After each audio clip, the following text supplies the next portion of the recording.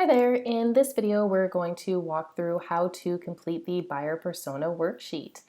If you want to find this, you can go to the membership tab, visit the campus, and then we're actually on the worksheets tab here. So if you scroll down, you'll see the buyer persona worksheet, click on download, and it'll open into a new tab.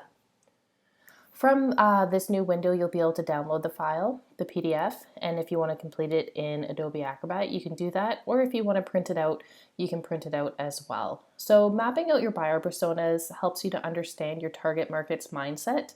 And when you fill out this worksheet, it's all about mapping out one of your buyer personas and really the information that will help you understand who they are, what their objectives are, and all of that kind of fun stuff.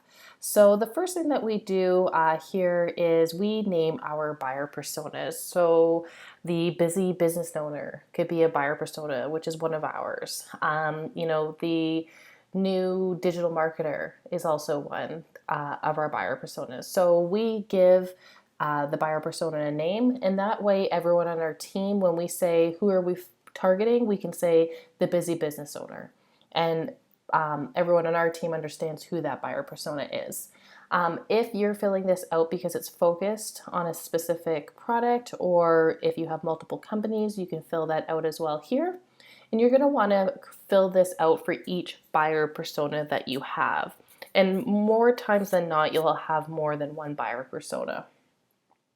All right, so the first section is all about the general demographics. This is where we get kind of a holistic view of who this person is, demographics-wise. So you can look at gender, what their age is, marital status, are they single, common law, married, if they have a specific profession, if that would be tied to importance in terms of knowing that about your buyer persona, if they're in a specific income bracket, and then also where they're located.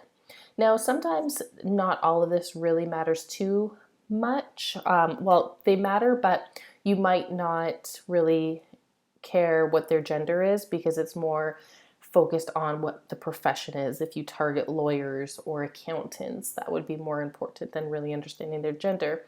But if you have a product that is specifically made for a specific gender, then you would want to map that out.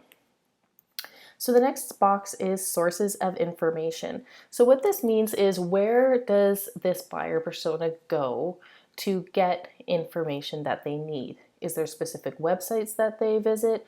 Do they visit specific or attend specific conferences?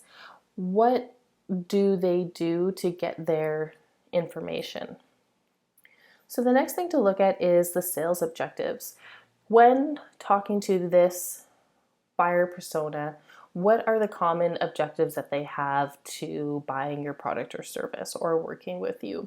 And map those down so that you can speak to them and address them when you're writing your copy or you're doing sales meetings with them. The next is to look at your challenges and obstacles. So with this buyer persona, what are some of the challenges that they face? What are some of the obstacles that they face, and how will your product or service or company be able to help them move past those? And then the next is your goals and is their goals and motivations. So what motivates them? Some people are motivated by wanting more time. Some people are motivated by wanting more money. Some people want to be able to have experiences. So to understand the motivation behind your buyer persona is really important. So for us, a lot of people that we work with are business owners, and they're motivated by creating more revenue, or maybe they want to be able to create more advocacy within their audience. Those are all great goals, all great motivations, and important things to understand when talking with your buyer personas. If you have any questions about how to fill this out, or if maybe you're mapping out your buyer personas and there's specific areas here that you're not sure how to fill out, feel free to drop us a line in the Facebook group, or if you want to submit a question for the Ask Me Anything Coffee Club, you can fill out the form on your profile for that. And yeah, we'd be happy to help. Thanks.